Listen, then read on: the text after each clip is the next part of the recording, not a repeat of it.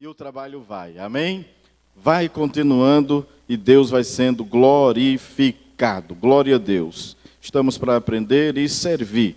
Primeira carta do evangelista João, capítulo 2, versículo de número 25. Se o pastor dissesse, irmão Biraci, o senhor vai pregar para a mocidade o ano todo, eu não me importava não, irmão. Mas esse negócio de cuidar, de trabalhar, já pesa mais um pouquinho. Porque se fosse só para pregar para vocês, era bom demais. Mas a gente vai ajudando o pastor da igreja, o evangelista Paulo Ayrton vai continuar nos orientando no que for preciso e Deus vai sendo glorificado. Amém? Em nome de Jesus. 1 João, capítulo 2, versículo de número 25. Uma palavra que o Senhor colocou em nosso coração e queremos compartilhar nesta noite, neste primeiro culto dos jovens. Você que está em casa acompanhando, os nossos irmãos que estão sintonizados, estão aí também cultuando conosco. Se puder, como sempre orienta o nosso pastor, tome a sua Bíblia e acompanhe conosco. E por certo, o Senhor que fala conosco aqui, fala com você também aí no seu lar. Temos muitos irmãos que cooperam nesta obra, cultuam conosco, pessoas que também contribuem para este trabalho aqui. Somos felizes por tê-los conosco, cultuando através da internet. 1 João 2:25 diz, e esta é a promessa que ele nos fez, a vida eterna. Retornando o texto, diz, e esta é a promessa que ele nos fez, a vida eterna. Pensando neste texto e analisando ainda a sua natureza, nós podemos ver algumas verdades que queremos falar dentro dele nesta noite, pelo menos 3. Vamos falar da natureza da promessa, o tempo de cumprimento e no que diz respeito também à geração que estará que está aguardando ou que está aguardando esta promessa. Nós somos a geração que detentora da promessa de vida eterna. Por isso, se tivermos de abordar aqui um tema dentro deste contexto, é a geração detentora da promessa. Nós somos a geração detentora da promessa de vida eterna. O Senhor nos fez esta promessa e nós somos guardião desta promessa. Somos aqueles que guardaram, que guardam e que vamos continuar guardando esta promessa. E é interessante dizer de que Paulo, ele foi um guardião fiel desta promessa. Na segunda carta que ele escreve a Timóteo, no capítulo de número 4, versículos 7 e 8, ele diz, eu combati o bom combate, acabei a carreira e guardei a fé. Guardar a fé ali é não permitir que ela fosse manchada, maculada. Ele foi um guardião da promessa de vida eterna, a promessa de salvação dada por Jesus. Então, logo nesse contexto, nós podemos falar da natureza desta promessa. A natureza desta promessa, ela é divina. Pedro escreve sobre isso na segunda epístola, capítulo de número 1 e o versículo de número 4. Esta promessa, ela é de natureza divina. Diz assim o texto da palavra de Deus. 2 Pedro, capítulo 1, versículo 4 diz, pelas quais ele nos tem dado grandíssimas e preciosas promessas, para que por ela fiqueis participantes da natureza divina, havendo escapado da corrupção que pela concupiscência há no mundo. Então, a promessa, ela tem uma natureza, e a natureza dessa promessa é divina. Por quê? Porque foi o próprio Deus quem nos prometeu. E uma vez sendo detentores dessa promessa, nós adquirimos para nós também a mesma natureza divina. Se eu sou portador de uma promessa cuja natureza é divina, logo tenho parte nesta divindade, conforme a verdade expressa por Pedro aqui. O alcance da promessa. Primeiro, ela é de caráter divino, de natureza divina. Segundo, o alcance dessa promessa. Essa promessa vai até onde? Vai até quando?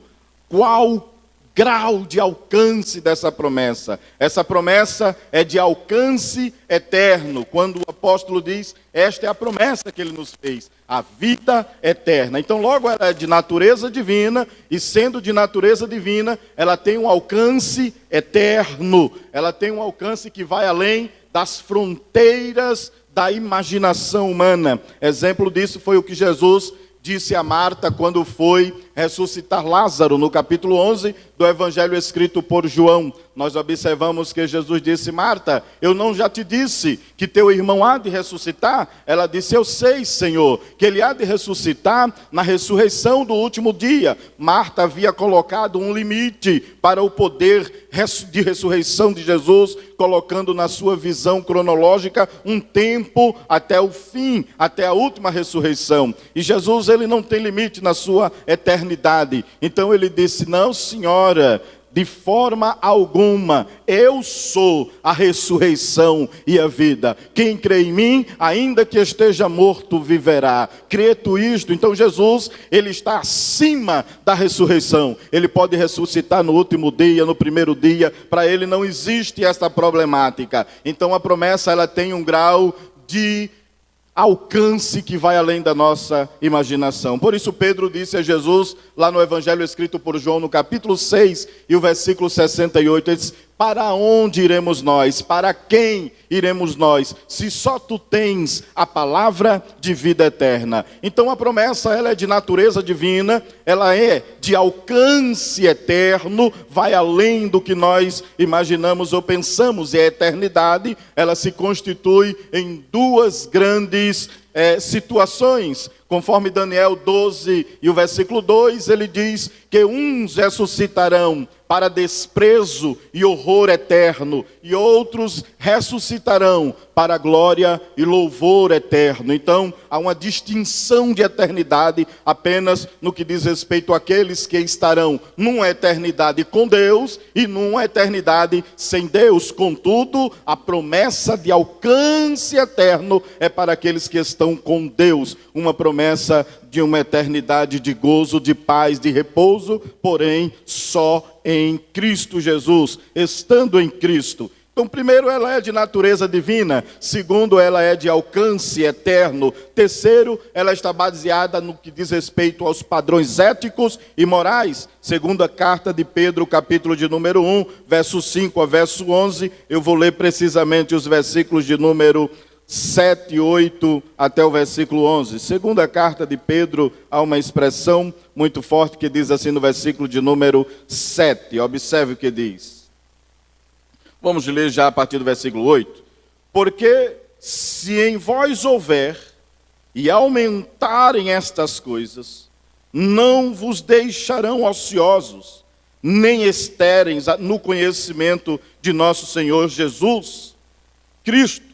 Pois aquele em quem não há estas coisas é cego, nada vendo ao longe.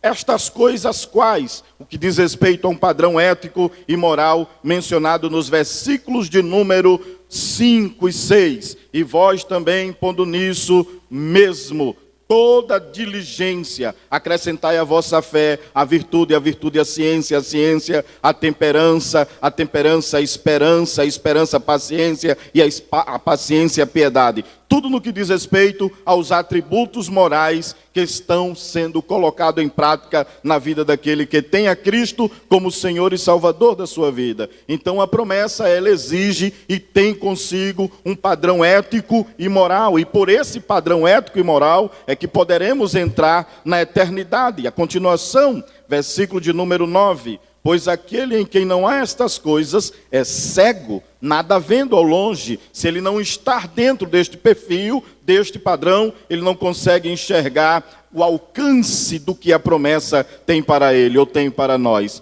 Havendo-se esquecido da purificação dos seus antigos pecados. Portanto, irmãos, procurai fazer cada vez mais firme a vossa vocação, eleição, porque fazendo isso, nunca jamais tropeçareis, porque assim vos será amplamente concedida a entrada no reino eterno de nosso Senhor e Salvador Jesus Cristo. Primeiro, a promessa de natureza divina. Segundo, a promessa tem um alcance eterno. Terceiro, a promessa exige padrão ético e moral que me concederá a entrada no reino eterno. Ora, mas Jesus não é a porta, Jesus não é o caminho, Jesus não é a vida, mas ele disse que estreita é a porta que conduz à salvação e largo e espaçoso é o caminho que conduz à perdição. Quando Jesus está nos dizendo que ele é a porta, ele não está dizendo: vinde a mim como estáis e permaneceis como estáis e sereis salvos. Não, Senhor. Jesus está dizendo: vinde a mim. E depois ele diz: aprendei de mim. E aprender de Jesus é aprender os padrões éticos e a conduta estabelecida por Deus para que nós possamos viver aqui na terra como detentores da promessa. Então a geração detentora da promessa,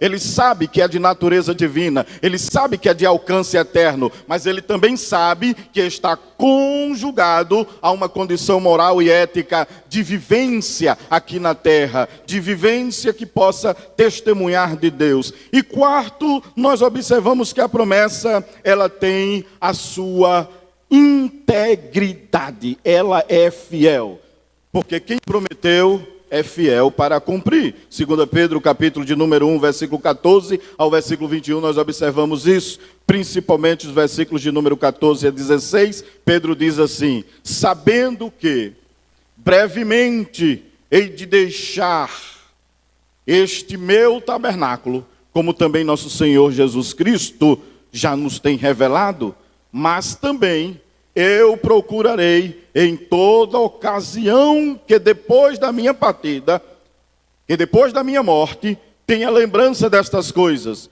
porque não vos fizemos saber a virtude e a vinda de nosso Senhor Jesus Cristo, seguindo fábulas artificialmente compostas, mas nós mesmos vimos a sua majestade.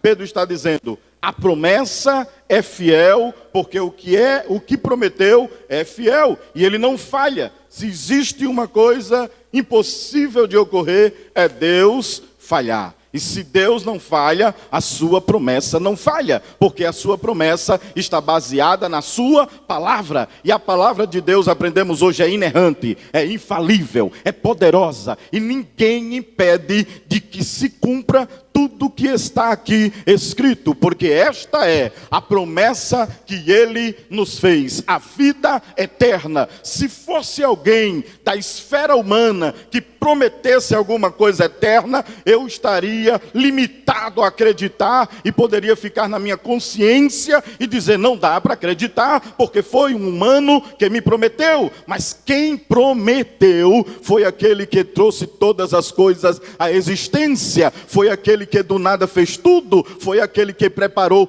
todas as coisas, e todas as coisas foram feitas por ele, para ele, e por ele todas as coisas vieram a existir. Então logo quem fez a promessa é fiel para a cumprir. Então logo eu entendo que a promessa é de natureza divina, foi Deus quem prometeu, então ela é divina, ela é santa. Depois ainda entendo que ela tem um alcance eterno, que vai além das esferas dos limites humanos. Também entendemos que além de ser de alcance eterno, a promessa ela é condicionada a um padrão ético e moral. E temos que entender que a moral que foi estabelecida, o padrão moral estabelecido por Deus e por sua palavra, são exigências para que possamos entrar no reino eterno. Disse Pedro, para que possa ser ampliada a entrada no céu. E quarto, como disse, a promessa ela está totalmente ligada à fidelidade de Deus, ela é íntegra, não tem como se corromper, não pode falhar, não pode ser pela metade. Se o Senhor nos prometeu um céu de gozo, Ele nos dá prova de que esse céu existe. Exemplo disso, João 14, versículo de número 1 a 3, Jesus disse: não se perturbem os vossos corações, creiam em Deus, creiam também em mim, na casa do meu Pai há muitas moradas, se não fosse assim eu não vos teria dito, vou preparar-vos lugar para que aonde eu esteja, esteja vós também. Esta eternidade tem um lugar preparado por Jesus, mas ele é tão maravilhoso, é tão glorioso, que ele leva João lá na ilha de Pátimos, no capítulo 1, versículo 9, e diz a ele: vem cá. E João sobe, e quando João sobe, João começa a ver as revelações de Deus para as coisas que ainda iriam acontecer. E dentre as coisas que ainda iriam acontecer, quando chegamos no capítulo de número 20 do livro do Apocalipse, começamos a ver João nos revelar e nos dar um retrato da cidade santa. Ele fala dos fundamentos, ele fala dos muros, ele fala da praça, ele começa a falar de tudo quanto está lá no capítulo de número 21 do livro do Apocalipse. E o capítulo de número 22, nós vemos ele confirmando esta verdade. Ele fala do fruto da árvore da vida, ele fala do rio da água da vida, ele começa a falar de tudo que está lá em cima. Não somente João, mas Pedro também, mas Paulo também. Melhor dizendo, na segunda carta aos Coríntios, no capítulo 12, ele disse: um homem, se fora do corpo, ou no corpo não sei, Deus o sabe, foi arrebatado até o terceiro céu, e ouviu palavras inefáveis, que aos ouvidos e aos olhos dos homens não é lícito revelar, não é lícito compartilhar. Então, se fosse somente um homem que dissesse assim: olha, aí existe algo preparado para você na eternidade, eu me limitaria a acreditar. Mas foi o Filho de Deus quem falou, e os seus santos apóstolos testificaram, confirmaram, ratificaram a verdade. E eu não posso fazer-me de conta de não acreditar nisso. Eu tenho que acreditar, e Pedro me convida a acreditar. No mesmo capítulo 1 da segunda carta de Pedro, versículo de número 21, Pedro diz assim, versículo de número 19: e temos muito firme a palavra dos profetas, a qual bem fazeis em estar atento, como uma luz que alumia em lugar escuro, até que o dia esclareça e a estrela da alva apareça em vosso coração, sabendo primeiramente isto, que nenhuma profecia da Escritura é de particular interpretação,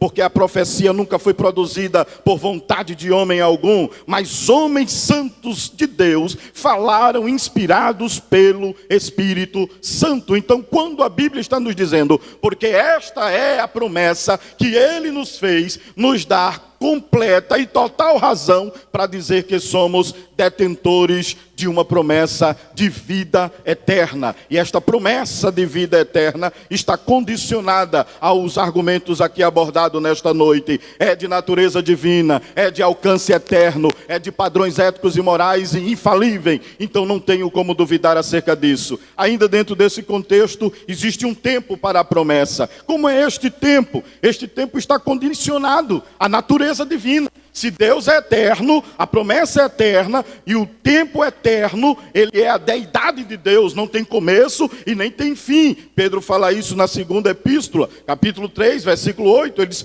porque um dia para Deus é como 1000 anos, e 1000 anos é para Deus como se fosse um dia. Então o tempo de cumprimento da promessa não diz respeito a mim. Eu não posso catalogar, eu não posso olhar para as coisas dos sinais que me estão sendo dados e dizer: olha, daqui para 2026 a promessa vai se cumprir, irmão Léo. Daqui para 2024 a promessa vai se cumprir. Não, não cabe a mim estipular o cumprimento da promessa. A promessa tem um tempo, e quem domina este tempo e quem controla este tempo chama-se Deus Jeová. Ele tem o tempo na mão. Se ele quiser, ele cumpre hoje. Se ele não quiser, ele cumpre daqui a 10 anos, daqui a 1000 anos. Mas tem uma coisa: a promessa é fiel e ela está prestes a se cumprir dentro do kairós de Deus, dentro do tempo de Deus. Eu posso dizer que ela está próxima a se cumprir? Sim, porque Paulo escrevendo, ele disse: a nossa salvação está agora mais perto do que nós, do que ontem. Então ontem eu tinha 24 horas, hoje eu já não tenho mais 24 horas para concluir o dia. Então o meu tempo não pode ser cronometrado no tempo de Deus. E o tempo da promessa, para ela se cumprir, de recebermos a vida eterna na eternidade, diz respeito à vontade vontade de Deus. Agora eu sou detentor, guardador da promessa. Eu ando com a promessa, eu penso na promessa, eu durmo com a promessa, me acordo com a promessa e, se possível, ainda sonho com a promessa. Mas eu não posso abrir mão dela. Jesus disse: eu vou lhe dar a vida eterna, eu venho lhe buscar. Então eu já sinto a vida eterna, eu já desfruto da vida eterna por fé. Agora, o dia de cumprimento desta promessa, eu devo aguardar. Jesus disse: aguarda, aguarda que eu venho te buscar, aguarda que eu vou chegar, aguarda que eu vou te tirar daí. Então eu tenho que entender de que o tempo de cumprimento não é dentro do meu cromos, mas é no kairos de Deus, é no tempo de Deus, é quando Ele decidir cumprir esta promessa. Há promessas aqui na terra que Ele promete, Ele cumpre. Gênesis capítulo 15, versículo de número 12 ao versículo de número 16, o Senhor disse a Abraão: olha, Abraão, vai chegar um tempo, meu filho, em que eu vou ter de você, eu vou fazer de você uma grande nação, e a tua descendência será peregrina, Abraão. E Deus estabeleceu um tempo. Deus disse: olha, a tua descendência vai peregrinar 400 anos. A promessa de Deus era de que iria aumentar a família de Abraão e torná-la uma grande nação. E o Senhor disse: mas eles vão passar 400 anos no Egito, numa terra que eles não conhecem. Deus determinou um tempo de peregrinação para a nação de Israel. E qual foi o tempo? 400 anos. Depois de 400 anos, Deus é fiel na sua promessa. Leva um legislador chamado Moisés, criado e formado no Egito, para trás dos montes, para pastorear o rebanho do seu sogro Jetro, conforme Êxodo 3, e está lá ele apacentando as ovelhas de Jetro. Mas Deus aparece a Moisés e diz a ele: Moisés, Moisés.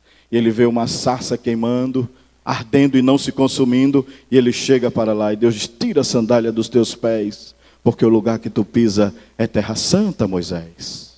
Aí Deus diz a Moisés: Moisés, eu tenho visto a aflição do meu povo no Egito. Ora, Deus não erra a data. Deus não erra. Irmão, é lindo quando a gente vê a Escritura.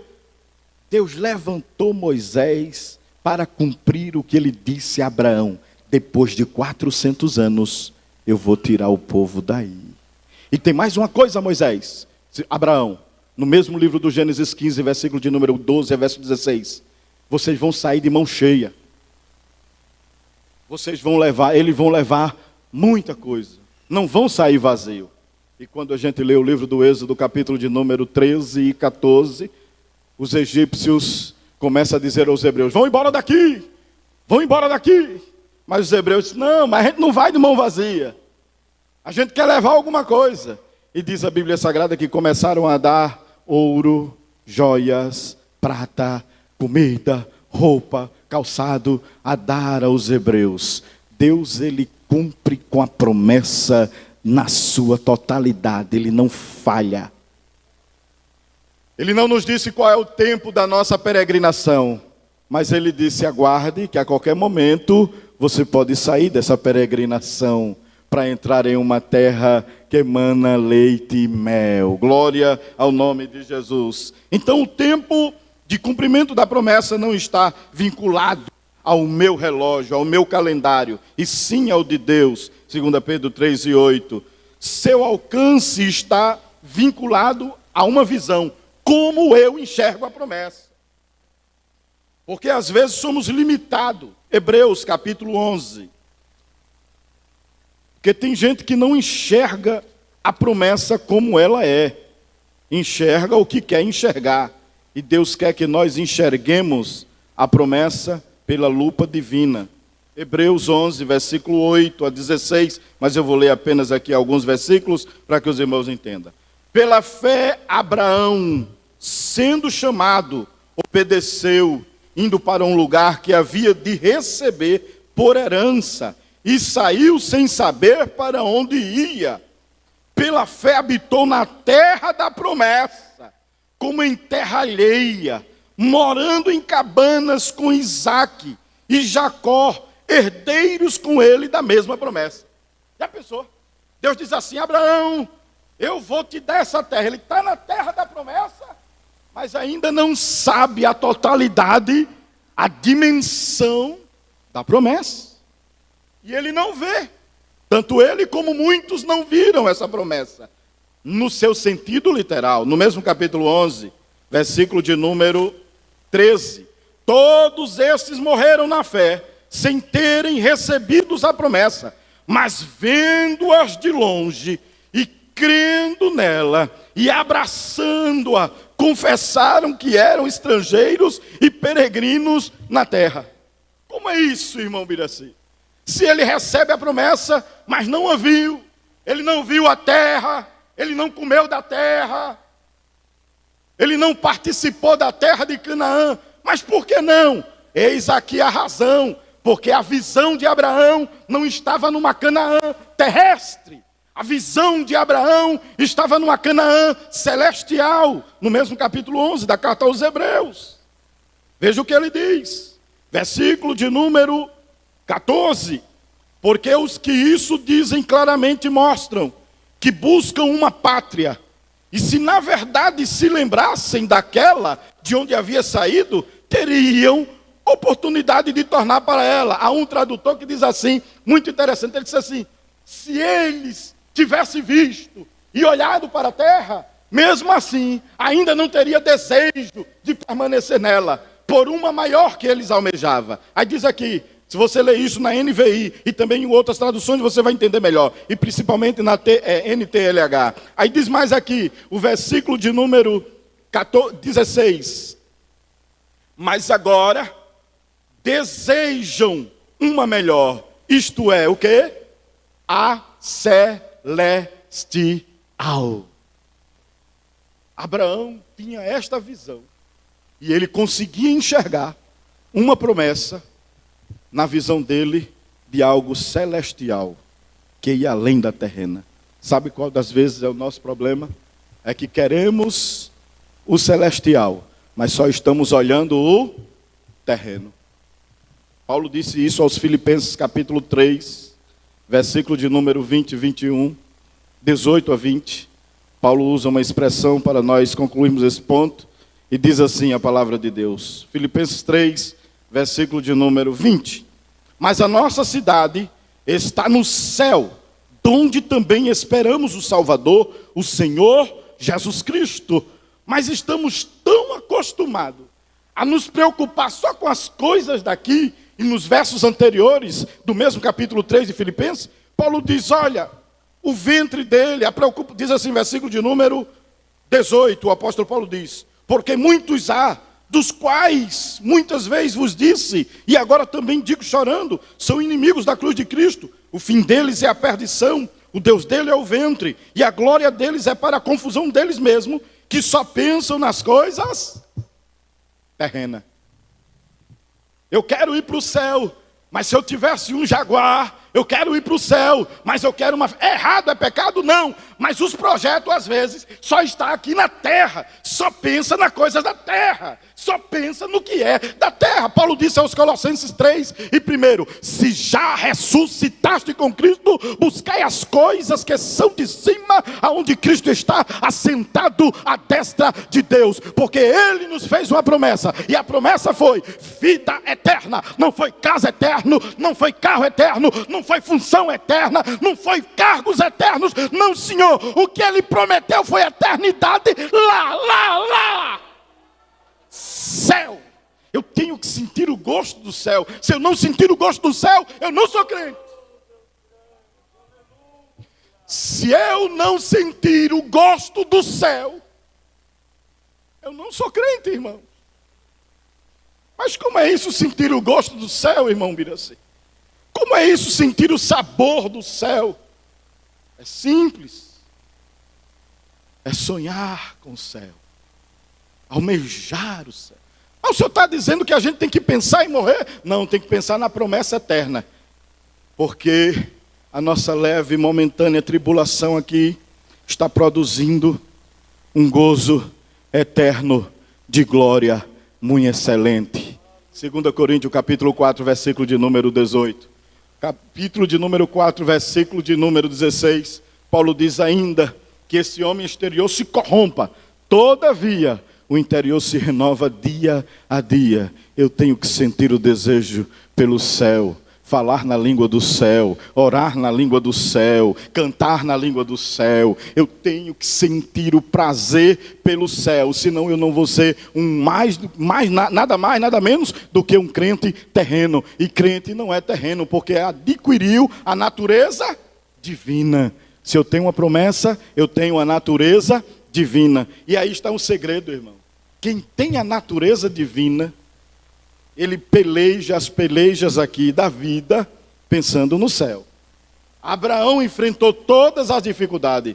Ele nem sequer viu a Canaã terrestre, mas ele olhou e disse, tem algo maior.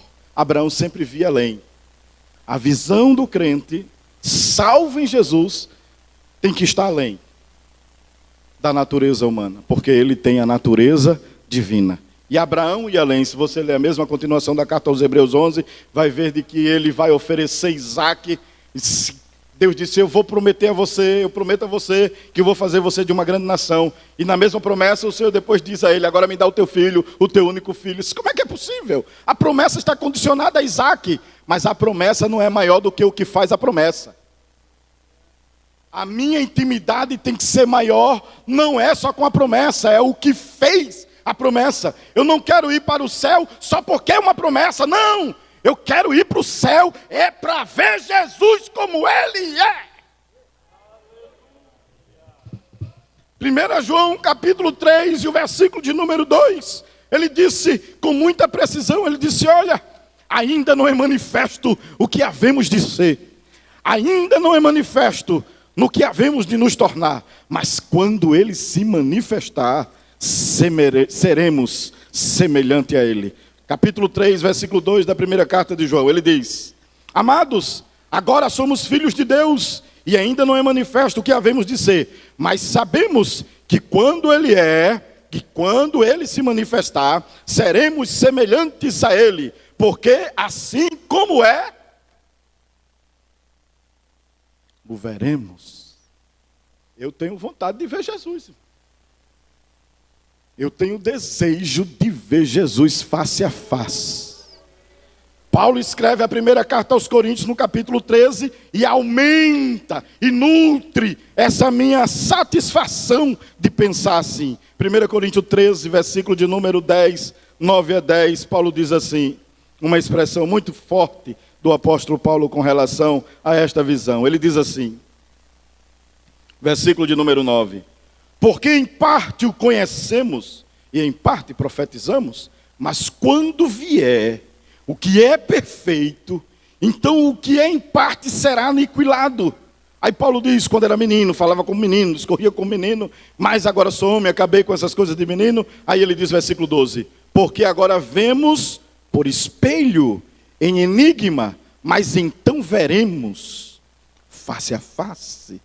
Agora só conheço em parte, mas então conhecerei como também sou conhecido. Isso é uma intimidade com Deus que Paulo está dizendo, Ubiraci, não é bom orar hoje, não é bom falar com Deus hoje, não é bom estar em campanha de oração. Isso é somente as fagulhas do que vai acontecer na eternidade. Você não vai precisar. Meus irmãos, deixa eu lhe explicar esse texto aqui numa linguagem bastante clara. Quando o texto está dizendo assim, seremos conhecidos dele como dele somos conhecidos, é conhecer as intenções. Por exemplo, às vezes na intimidade de vivência do cônjuge, a esposa já sabe quando o seu esposo precisa de alguma coisa sem ele pedir, pela convivência, pela intimidade. O esposo já sabe o que a esposa quer falar só pelo olhar, pelo comportamento. Essa intimidade que há entre o cônjuge vai acontecer entre a noiva e o cordeiro. Ele não vai precisar trazer alguém para escrever. Quando a gente olhar para ele, já sabe o que ele quer. Se é glória, a gente vai dar glória. Se é aleluia, o que ele olhar para nós, a gente já sente o que ele quer. Sentindo sintonia com Deus. Já pensou? Que negócio tremendo. Ele quando for... É por isso que às vezes eu leio na Bíblia e vejo assim, quando ele se levanta, os anjos se levantam. É como se tivesse anjos ali, principados espirituais ao lado de Deus, dizendo, delega, porque já sabemos o que tu queres. A passagem começa, Deus se levanta e os anjos começam a mandar relâmpago para a terra, começam a mandar sinais. É porque já sabe, na ordem do contato divino, o que está acontecendo, o que Deus quer. Aleluia, o que Deus deseja. Então na eternidade eu entendo e acredito de que nós teremos uma intimidade maior com Deus e precisamos pensar nas coisas que são de cima. O tempo não nos permite, queremos concluir no que diz respeito ainda a este ponto, falando de Josué no capítulo de número 6, capítulo de número 1. Aliás, todo o livro de Josué nós entendemos ali uma verdade. Deus fez a promessa a Abraão, vou te dar uma terra. Moisés leva o povo no deserto durante 40 anos e coloca na porta da terra. Moisés divide a terra, norte e sul, leste e oeste, mas agora Josué é quem conquista. Josué é quem divide a terra. O que é que eu quero dizer com isso? É que mesmo sendo detentores da promessa, para conquistá-la, vamos ter que lutar. Tem guerra. Nós vamos começar por um Jordão muito cheio. O Jordão estava transbordando e Josué disse, capítulo 3 de Josué, vocês não conhecem esse caminho, versículo 2 ao versículo 4. Bota a arca na frente, porque esse caminho nós nunca passamos. De caminho ao céu, tem coisas que nós desconhecemos. Tem caminhos que não conhecemos. Mas ele indo na frente, o que fez a promessa, diga, Senhor, eu nunca entrei por este caminho, mas tu conheces. Eu nunca andei por este caminho, mas tu andaste. Porque Jesus trilhou esse caminho. Ele é o precursor, diz o escritor aos Hebreus, que ele foi na frente. E se ele foi na frente, ele conhece bem o caminho. No caminho tem coisas desconhecidas para você. Você diz, eu não conheço isso da fé. Eu não conheço nada das coisas de Deus. Tem coisas desconhecidas no caminho até o cumprimento da promessa. Mas se você pedir orientação ao que prometeu, ele vai te conduzir. Você não erra. Não erramos o caminho. No caminho da conquista, da promessa, vamos enfrentar adversários diversos. Reis se levantaram, autoridades se levantaram, governantes se levantaram. Mas Josué tinha um príncipe que guerreava com ele e ele não sabia. Quando ele foi invadir Jericó, no capítulo 5, versículos de número 12 e 13, ele encontra um anjo com espada desembainhada. E ele diz assim, quem és tu, rapaz? És dos nossos inimigos ou é do nosso? Aí o anjo disse, eu sou príncipe do exército de Deus. Os detentores da promessa não lutam sozinhos. Pode se levantar leis, pode se levantar quem se levantar, mas há um príncipe que está pelejando conosco, que vai na nossa frente. Mas não fica somente por aí, tem adversário de grandes estatura. No capítulo 14, quando Josué foi dividir as terras, que chegou na vez de Caleb, ele queria deixar Caleb de fora. Aí Caleb disse, não senhor, eu sou detentor da promessa. Moisés me prometeu, eu tinha 40 anos, 45 anos, hoje eu tenho 85, mas estou com a mesma garra para lutar e conquistar. E tu sabe, Josué, que eu sei que tem gigante lá, mas o que me prometeu vai me dar vitória sobre os gigantes, Josué. Estamos bem pertinho, irmãos. Não tem gigante? Por estes últimos dias, veremos gigantes enormes. Mas Deus está nos convidando, sabe o quê? A olhar para Ele e dizer assim, eu não quero que você olhe para o gigante. Eu quero que você olhe para mim. Porque se você olhar para mim, você vai ficar maior do que o gigante e vai vencer e conquistar. Canaã é logo ali. Aleluia! Deixa eu repetir. Canaã é logo ali. A igreja já venceu muitos gigantes. A igreja já venceu muitos adversários. E quando o gigante está ficando bem de frente a mim, é porque Canaã está por trás dele. O que é que eu quero dizer com isso? Está bem pertinho dos portais celestiais se abrirem.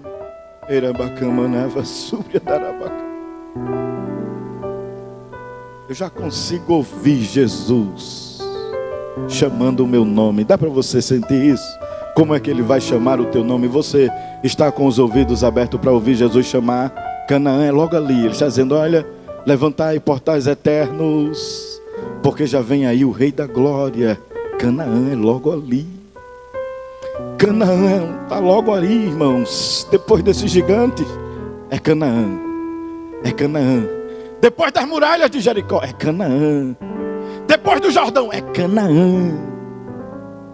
Que Deus nesta noite possa ampliar o teu campo de visão dentro da promessa. Você crê?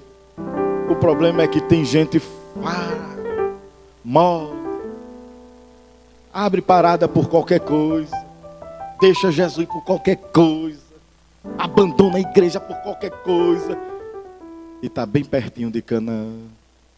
Está fazendo que nem Acã, trocando Canaã por uma capa babilônia, por uma roupa dessa Babilônia, irmão, por umas moedas, uns ciclos de prata.